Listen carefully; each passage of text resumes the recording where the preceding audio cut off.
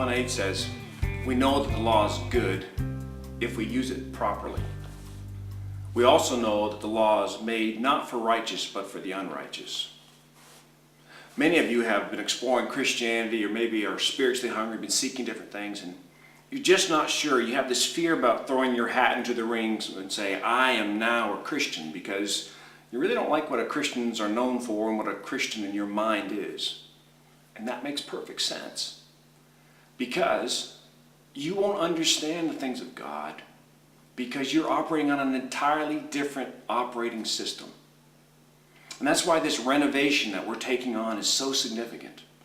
Our goal is to come together as spiritually hungry people and allow God to renovate our minds, because when that happens, according to what Paul says, it will all begin to make sense. This whole God phenomenon will begin to make sense, and you and I will actually think differently than we do now. So let me ask you a question. If you were God and you loved you, and you wanted to see this transformation take place in the people that you love, where would you start? Would you start at the outcomes, the things that we have produced in our lives through our decisions and beliefs?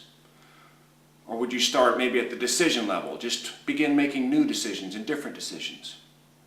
Or would you say, if true transformation is going to take place and my people are going to begin to understand what it means to function on an entirely different operating system, would you change, would you renovate the belief system of the people you love?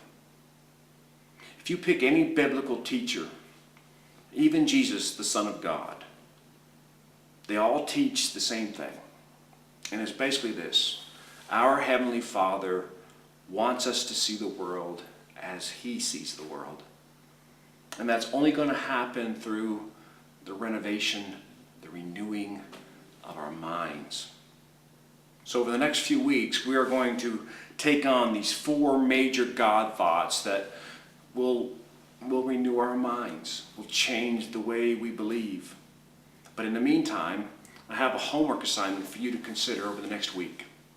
It's a homework assignment I really want you to take seriously and to even contemplate setting aside a period of time each day to answer this question. And here's the question: what are the deeply held beliefs that led me to make the decisions that brought me to this place in my life now?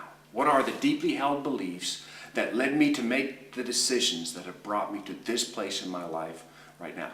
I encourage you to check out all the areas that you can think of. Check out finances, check out relationships, check out your fitness, check out addictions, check out church history and church upbringing, all those different things, and just begin to write down deeply held beliefs, even ones you didn't know. Because renovation is going to begin with this process of destroying what was old to make room for what will be new.